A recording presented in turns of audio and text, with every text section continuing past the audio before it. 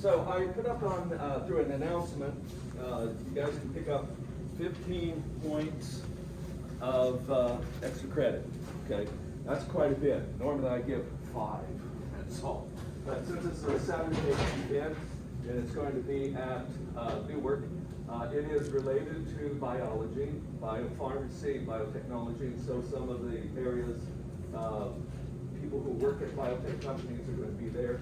And it's, I guess, a speaker panel, but then also students get to mix and talk to these people, find out what they need to do for a particular career, biotech or biopharmacy. Since it's a Saturday event, I'm giving 15 bonus points, okay? And so you'll have to register, and of course I'll have the information. Someone will be there, probably one of our biotech representatives, Dr. Lori Disseltarver. She's the one who's putting on the event as well, and so she will keep track of who is there. I'll get your names and give you 15 points, okay? So that's how it works. All right, and so this flyer is up on the announcements, so you can, there's a QR code where you can register. Okay, so traveling on. Okay, so we're almost ready for the last major group of organisms, namely animals, and that's going to be a long haul. But where I left off, okay, we've gone through the fungi. I'm not going to review everything except for the very last part of the phylogeny, namely Dicaria. Okay, this is the most advanced group, and there's 2 different groups here, namely Ascomycota and Pseudomycota. So tomorrow in lab, you'll be looking at some slides and also specimens of these particular groups of organisms. Okay, so I already went over the life cycle of Ascomycota. I'll just review it real quickly here as an apomorphic. In the fruiting bodies, there are sac-like cells that are called asci. And usually this is in the cup of the mushroom. And so within this ascus, the whole fruiting body is called an ascocarp. And in the ascus, I'm just going to go through the events that happened there once again. So this is sort of cup shaped. At least more common form happens to be like this. And so we have all these hyphae, and the terminal ends of some of these hyphae are asci. And this layer of asci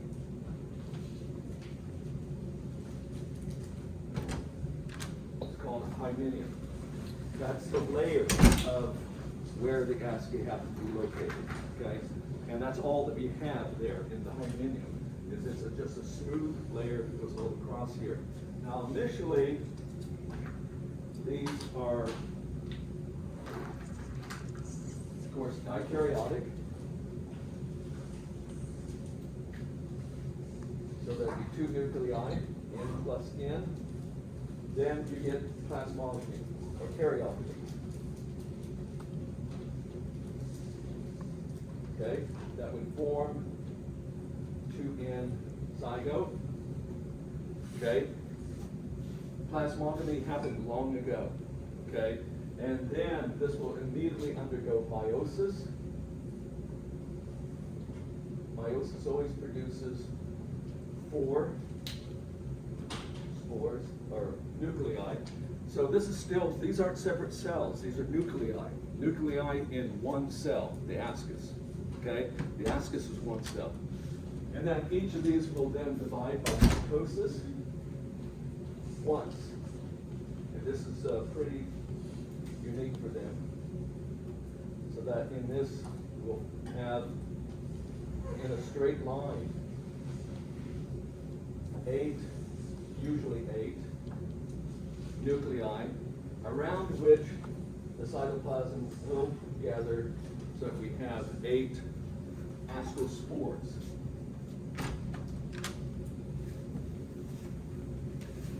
And they are, of course, haploid. Okay?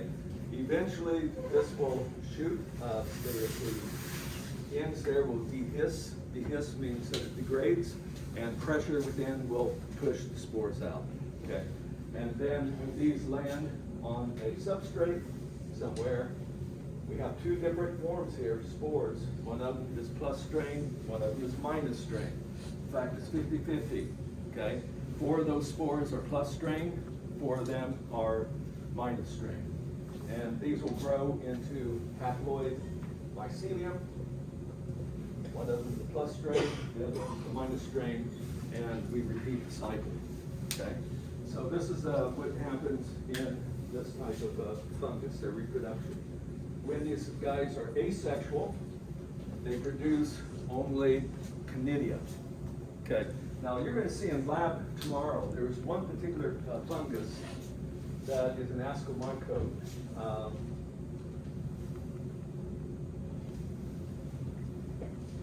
Called genus Aspergillus. That it used to be in the imperfect fungi because that doesn't produce any sexual phases.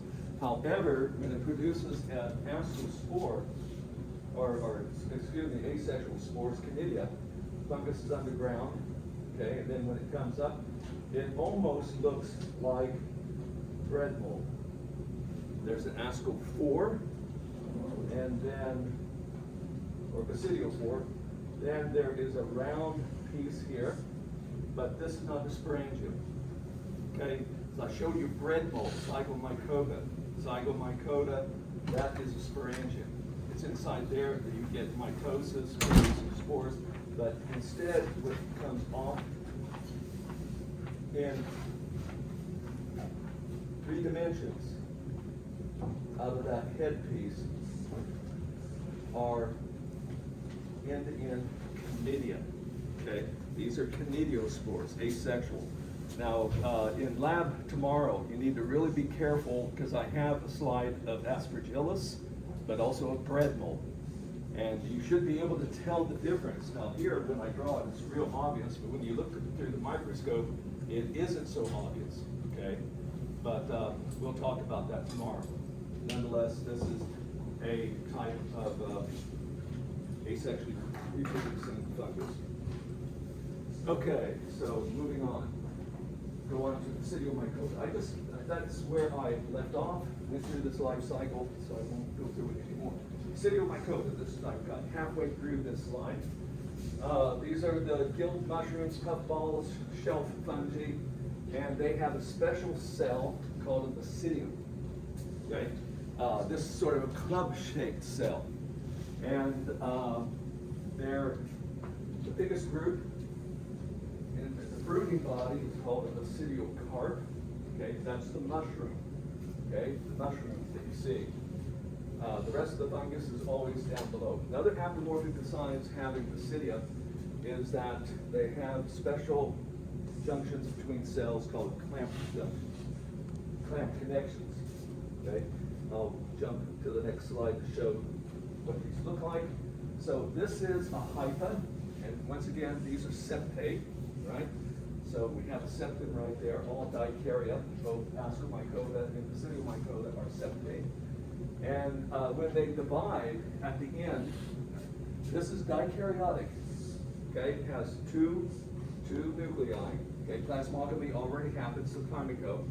And when the cell divides, it creates this connection. Instead of having a pore there, like in the Ascomycota, they have this clamp connection where some small stuff like amino acids, etc., they can move through that clamp connection. And so under the microscope, this is what it looks like. So even at this scale, with the asexual, not the asexual, the vegetatively growing fungus, you can still tell the hypha of the Ascomycota from the hypha of the Basidiomycota. Both of them have septa, but the Ascomycotes do not have these clamp connections between the cells. So that is an apomorphy as well. Okay? All right.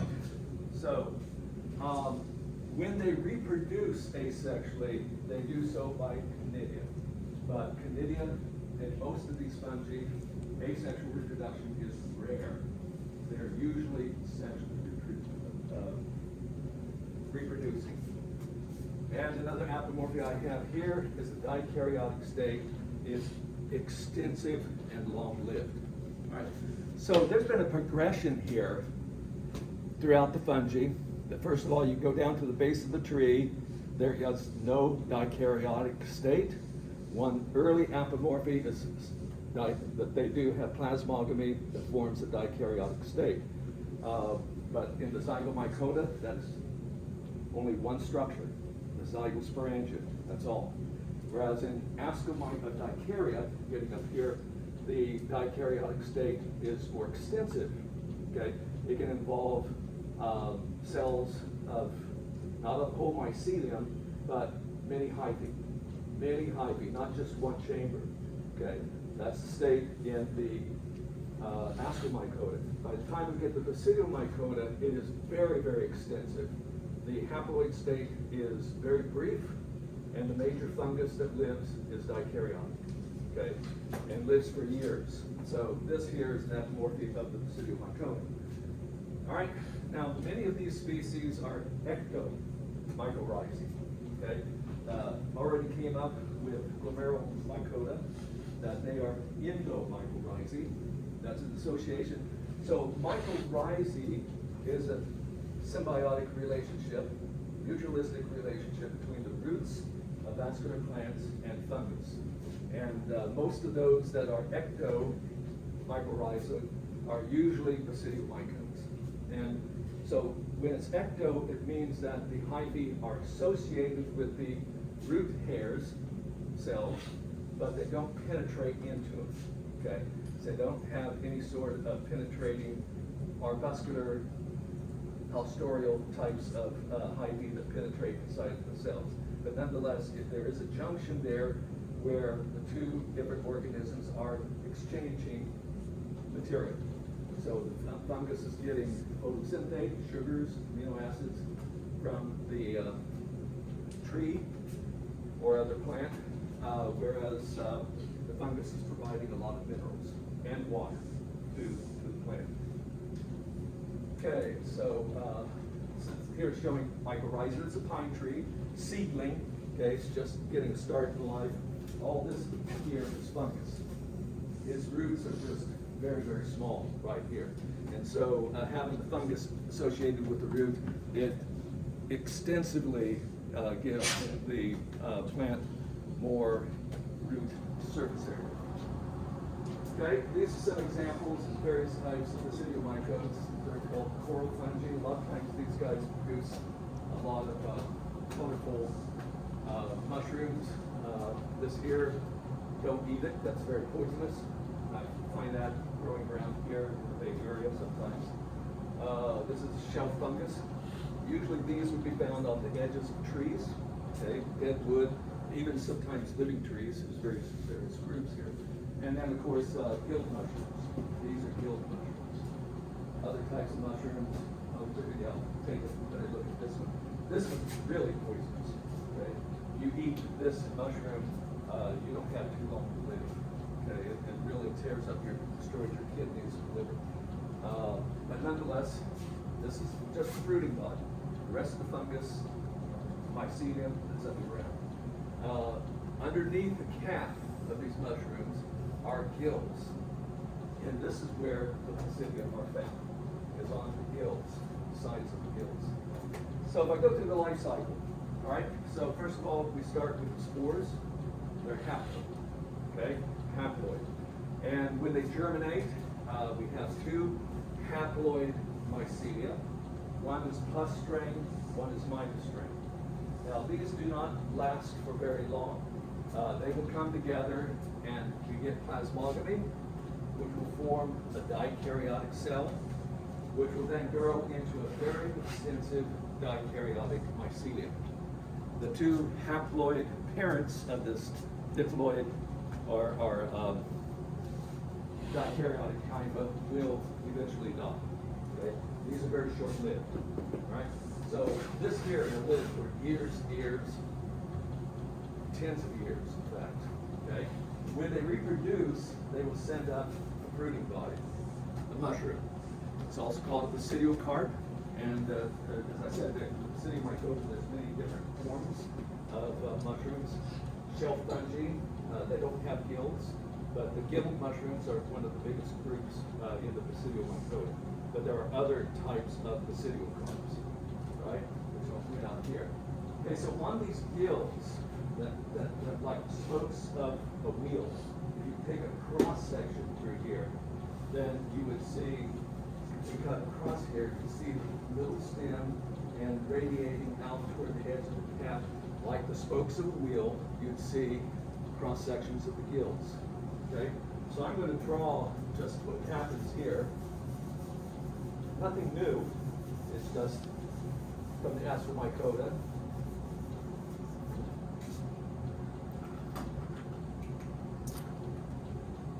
But we're looking at a gill hanging down. In here is sterile ivy, and I'm going to exaggerate the size of it. The basidia are on the side. They're usually club-shaped. I'm drawing it like this. All of these cells here are dikaryotic. They have two different nuclei that are not together, separate from each other, that came from different mating strings. So first of all, oops, it's red. How did I do that? It is dikaryotic, after which we get karyogamy, which forms the zygote. The zygote will immediately undergo meiosis. Only the zygote nucleus is the only diploid state in fungi. Okay? All right? So we'll have 4 nuclei that are they are now haploid.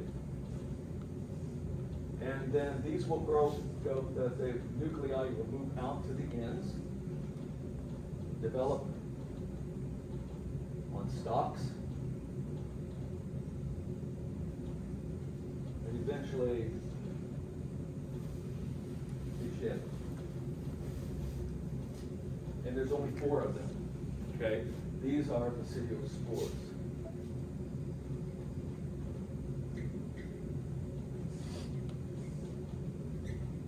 They're haploid. Then this will complete the life stage. This is the basidia, basidiospores. So let me talk about spores. We have asexual spores and sexually produced spores. The general word for sexually produced spores are myospores. That's a broad concept. Okay, myospore. So, but here an ascospore is a myospore, a type of myospore that's produced in an ascomycota. Basidiospores are myospores produced in the basidiomycota. And this is how the life cycle works.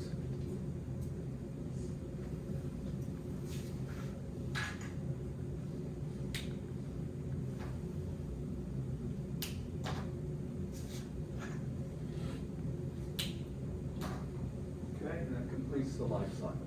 So this is just a close-up of a gilled mushroom. Okay. Now this layer on the outer layer, so this is just a longitudinal section through one of these gills. This layer on the outside that has the basidia, as in the ascomycota, is called a hymenium. Okay, hymenium. Put that word back up there again.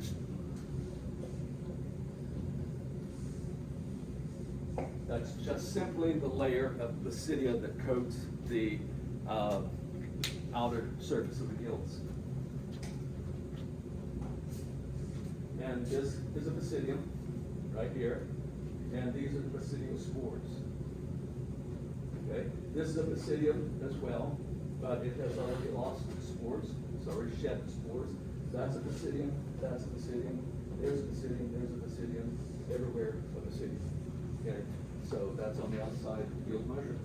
Now, some of these, instead of having gills, they have pores.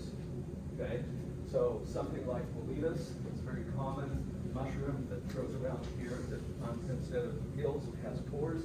Most of the shelf fungi also have pores. So these are cylinders. So this is looking at the bottom of the basidial part, and we have these cylinders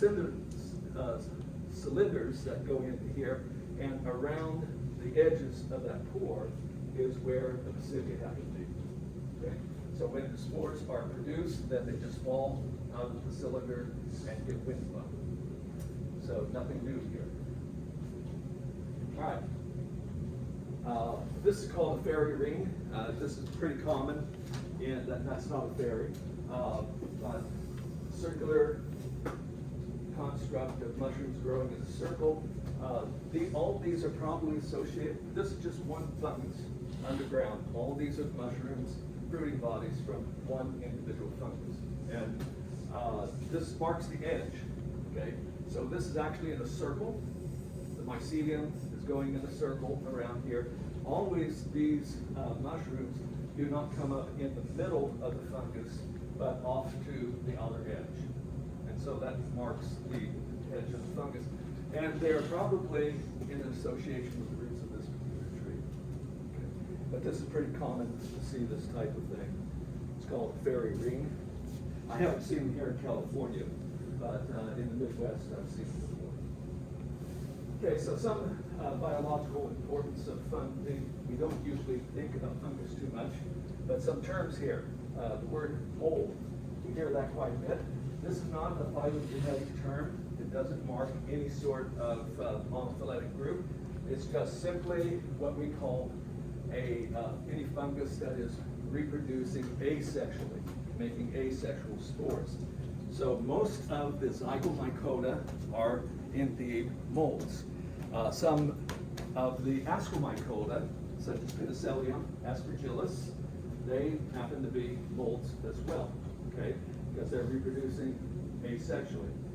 Penicillium, okay, this is ascomycota, doesn't have any sort of sexual stages, but based on DNA structure and also clamp junction, but not clamp junction, but some other aspects of the mycelium, we know it's an ascomycota.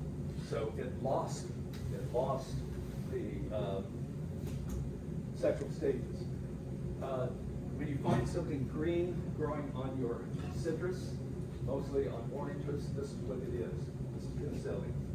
And it's also used along with Aspergillus. How many of you like these funny types of cheeses that have all this green and blue little specks in it? Okay, well, that's fungus that's in there, okay? And it's intentional because the fungus will break down some of the food products there and give the cheese its flavor, okay? As they produce other types of substances. And all that green and blue stuff is indeed fungus that you're eating, okay? It's in there. Okay, so food. Now this is also another term that, like mold, doesn't apply to any particular monophyletic group. Yeast is simply a unicellular fungus. And there's many different types of yeast. Some of these yeasts can be both multicellular and unicellular. They can come out in both forms. Other types of yeast have lost the ability to be multicellular. So this is a derived condition, okay? It's something new because the ancestry of the fungi is, of course, multicellular. All right, so some bad yeast. We're recording them. If you have plastic shower curtains, sometimes you can find this stuff growing on it, okay? And they're eating your skin cells and other stuff that flies off of your body, oils, etc., when you take a shower, okay? So they're living off of that.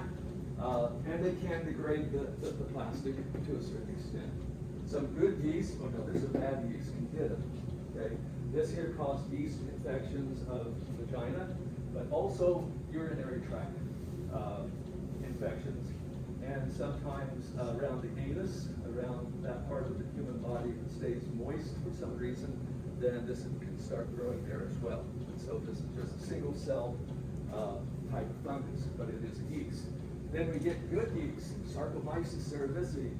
This is very important because it is what makes Friday nights worthwhile, and Saturday nights, Sundays, one on Monday too. Okay, all right.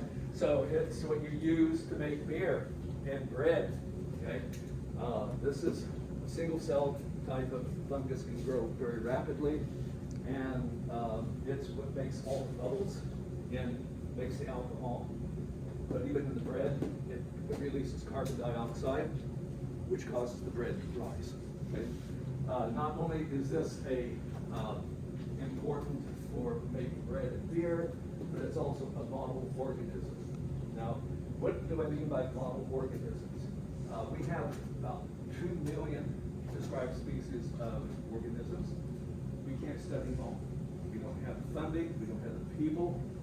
Therefore, in various groups of the phylogenetic tree, researchers have selected certain critters to investigate intensely, and we call that a model organism.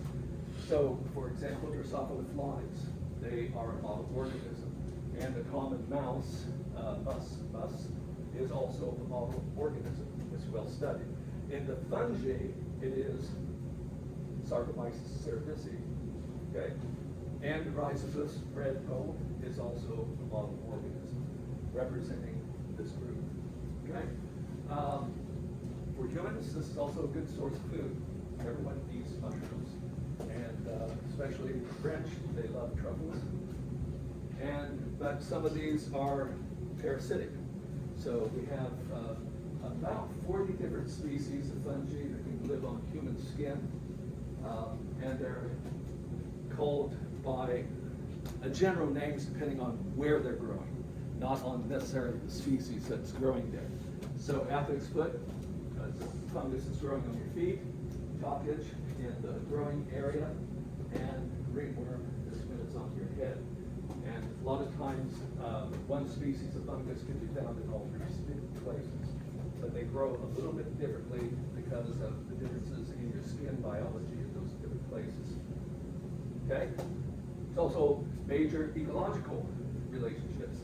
Like the bacteria, the fungi are one of the biggest decomposers. In fact, if we didn't have fungi and bacteria, then dead leaves and other plant material would just accumulate, and so on. So these are one of the few that can produce cellulase to break down cellulose. And also another polymer that's found in wood, lignin, very, very difficult to break down. But the fungi can do that. They can grow on dead wood and decompose it. But that also creates a problem. That's good to get rid of all the dead wood. But also, it can start growing on wood in your house. This is called wood rot. And it is due to the wood getting wet, and then the fungus starting to grow there. There's also various types of toxins. They start growing on fruit. Fungi and bacteria both engage in a lot of chemical warfare. They make a lot of secondary compounds that are not in the mainstream of metabolism, that are used to poison their food environment to prevent other species from eating it. So it keeps it for them. So some fruit rot can contribute to that. How many of you have old jars of peanut butter? Past the date. Usually the fungus that grows in there, they produce something called aflatoxins, and those aflatoxins are not very kind to your liver. Okay, so eat that peanut butter before it gets old, right? Because it's a major source of aflatoxins. Other relationships here, pathogens, okay, that have really changed environments, right? So if you go to the eastern forest in North America, so Missouri, Virginia, North and South Carolina, That forest area was mostly now it's dominated by species of oak and hickory trees. However, when Europeans first came here, the main tree that was the dominant tree in those forests was, I'm jumping ahead, I'll come back to this here in a moment, was the American chestnut. You go to that forest now, you can hardly ever find American chestnuts. They have been totally wiped out by the fungus that was came with imported chestnut from Europe. Okay, so the European chestnut. European chestnut is immune to this particular fungus, but the American chestnut was not. And therefore, when that fungus was introduced into North America, it has pretty well wiped out the American chestnut. And that means a big shift in ecological relationships. There was no one around to study the previous ecosystem that was there, but a lot of things depended on the chestnut, and therefore things had to shift. During the 1950s, I think, in western parts of the United States, a lot of cities grew trees along their streets called Dutch elm, but they have been wiped out also during the 1950s by fungus that came from Asia. Okay, it now you hardly ever find a Dutch elm tree anymore. You find other types of elms, but not this one. So, and during the Middle Ages, rye instead of wheat, people like to make a lot of rye bread, and even now you still do. But there's a certain type of fungus that grows on it, ergot, and it produces lysergic acid. Okay, lysergic acid is a beginning precursor to LSD. So when people ate this ergot-infested bread, they solved the world in a really different way. Okay, but they also died. Okay, because it was also very toxic as well. But that's another thing. So those are pathogens, and there's many of them. Okay, mutualistic relationships. We already talked about mycorrhizae, both which are beneficial to vascular plants. Both, in fact, 95% of all vascular plants do have some sort of mycorrhizal association. And as I mentioned last time, that when you grow these plants without fungus, they're very, very stunted. So it's very obvious that this is a mutualistic relationship that benefits the plant. Lichens. This is actually not a single organism. So lichen that grows on the crust, that grows on rocks, and grows on the bark of trees is actually an association between either a fungus and one type of alga, either a chlorophyte, green alga, or cyanobacteria. So, and in all cases, both the photoautotrophic part of the lichen can live separately. And when they do, they take on a completely different form. And the fungus can live without the chlorophyte, without the algae. And when they do, they also take on a completely different growth form. But frequently together, it's a good association. You can find lichens growing in places where nothing else can grow, like on rocks, okay? That's because the fungus can sequester water from the atmosphere and keep the green algae or cyanobacteria, which require moisture, to keep them alive. And they provide them with protection, and the fungus gets photosynthetic material from the algae. So it works a mutualistic relationship. So these are some pictures of what lichens look like. Some of them can have a mushy form like this. Some of them more crust-like, like these two forms. But you find lichens in places where it's pretty hostile for other forms of life to grow. But it's not just a single organism. It's a combination between a fungus and an algae. Okay? All right. And usually, the fungus is usually an ascomycete, but some basidiomycotes can also be found in a lichen association. All right. More pictures here, cross-section of what they would look like. This is the fungus part, and the green part right there happens to be the algae. And so on the bottom and the top, the fungus is forming a very dense mat of hyphae that makes it very difficult for water to escape. And then in the middle, you have looser forms of hypha growing there. And just underneath the upper layer, called cortex, this is where the algae comes from. And that's all we have to say for the subject. Okay, so this is a good place to take a break. So I'll give you a 10-minute break.